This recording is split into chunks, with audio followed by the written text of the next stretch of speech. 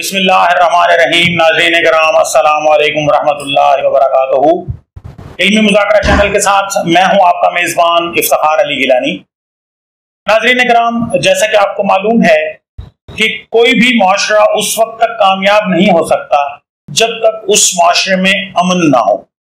अमन के हवाले से इस्लाम का नाम भी अमन है। इस्लाम अमन का दर्स देता है।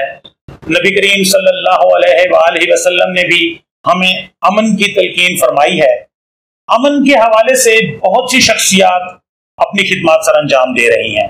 आज आपकी खिदमत में जिस शख्सियत का तारुफ पेश करना है, अमन के हवाले से एक बहुत बड़ा नाम, मोहतरम जनाब आमिर महमूद नक्शबंदी साहब। आप चेयरमैन हैं कौमी यकजहती कौंसिल पाकिस्तान के।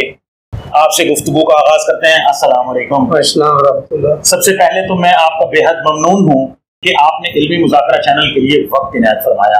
नक्शबंदी साहब, अमन आज सबसे अहम है, अमन की बेहद जरूरत है।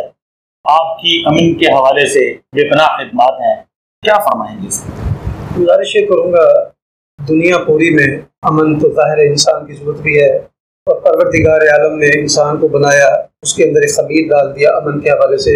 जब तक अमन नहीं होगा, इंसान मिलजुल कर मुआशरे में कैसे रह सकता, ये ज़रूरत है। मगर जब मैं आता हूँ पाकिस्तान की तरफ, तो यहाँ अमन की ज़रूरत ज़्यादा हो जाती जी। और फिर जब मुहर्रम का आगाज़ होता है तो ज़रूरतें कुछ और भी बढ़ जाती जी। बिल्कुल। और पाकिस्तान को अमन हर वक्त चाहिए, लेकिन मुहर्रम के हवाले से अमन की ज़रूरत इस हवाले से बढ़ जाती है क्योंकि यहाँ पर मुख्तलिफ ख्यालात के, मुख्तलिफ मसाले के लोग यहाँ पर बसते हैं। और अल्हम्दुलिल्लाह पाकिस्तान में आज़ादी इज़हार राय भी है, किसी पर कोई गर्दन नहीं है। हर कोई अपने मज़हब के मुताबिक, अपने मसलक के मुताबिक ज़िंदगी को गुजार रहा है। कुछ लिमिटेशंस कायम करनी होती हैं, वो इंसानी तौर पर भी हैं, अखलाकी तौर पर भी हैं, रियासती तौर पर भी हैं, हुकूमती तौर पर भी हैं। अगर रियासत शर का शिकार हो जाए तो वो मुआशरे में आगे बढ़ना बड़ा मुश्किल हो जाता है और दुनिया में एक तारफ भी बड़ा गलत हो जाता है। हमें इस महीने में ख़ास तौर पर मुहर्रम अल-हराम में मोहब्बत को और अमन को, रवादारी को आगे बढ़ाना, ताकि दुनिया तक एक अच्छा पैगाम, और पाकिस्तान का जो फेस है वो एक अमन पसंद मुल्क है, वो पैगाम आगे जाना चाहिए। इस हवाले से अल्हम्दुलिल्लाह खिदमात हैं, बहुत सारे लोग काम कर रहे हैं। और ये जो काम करना है ये अपनी ज़ात के लिए नहीं है, ये दीन का हुक्म है, अल्लाह का हुक्म है, नबी करीम सल्लल्लाहु अलैहि वसल्लम की तालीमात का असर है, उसी मुताबिक हमने चलना है। हमसे पहले आप देख लें, इतनी बड़ी बड़ी शख्सियात, इतनी बाकमाल शख्सियात इसी अमन की खातिर अपनी जानों की नजराने भी पेश की। हमने वहीं से सब कुछ सीखा है, उसी को लेके आगे बढ़ने और इंशाल्लाह वो कर रहे हैं जी। नक्शबंदी साहब, माशाल्लाह, आप अमन के हवाले से अभी जैसे आपने फरमाया कि मुहर्रम अल-हराम का आगाज भी हो रहा है, तो इस वक्त आपकी क्या स्ट्रेटेजी है कि कैसे आप अमन के लिए काम कर रहे हैं? देखिए, यकम मुहर्रम जब आता है, यानी चांद की जो पहली है जी, उस दिन सैयद उमर फारूक रजी अल्लाह ताला अन्हु की शहादत का दिन बनता है। फिर चूंकि मुहर्रम शुरू है तो 10 मुहर्रम तक जाते जाते इमाम अली मकाम अलैहिस्सलाम की शहादत है। और मैं ये देखता हूँ कि जब मेरी किसी से बात होती है, मैं ख़ास तौर पे अपने शिया दोस्तों से भी बात करता हूँ कि सैयद उमर फारूक की जो शहादत है उसका नुकसान किसे? ज़ाहिर अहले इस्लाम को नुकसान है। बिल्कुल। जब मैं सैयद उस्मान गनी की शहादत की बात करता हूँ उसका भी तो नुकसान है, वो भी अहले इस्लाम को। और जब मैं देखता हूँ कि इमाम हुसैन अलैहिस्सलाम, पूरा खानवादा करबला का करबो बला की एक दास्तान है, वो भी जो जुल्म है, जो उसके नतायज हैं, जो शहादतें हैं, वो नुकसान तो इस्लाम को है। जब ये सारी शहादतें, ये जानों की कुर्बानियां, सब का सब नुकसान इस्लाम के लिए है, तो फिर हम जुदा कैसे हो सकते हैं? बिल्कुल। हमें एक पॉजिटिव वे में चलना है।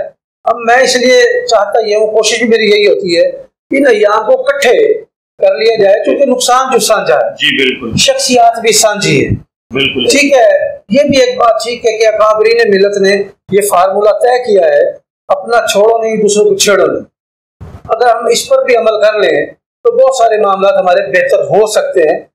अगर मैं पाकिस्तान को पुरअमन देखना चाहता हूँ, फलाही रियासत देखना चाहता हूँ, तो मुझे इन मामला पर पूरी तवज्जो के साथ, पूरे अखलास के साथ आगे बढ़ना चाहिए। हम इन शख्सियात को जुदा नहीं कर सकते। बिल्कुल बिल्कुल, जुदा करना नहीं चाहिए, बिल्कुल नहीं करना चाहिए।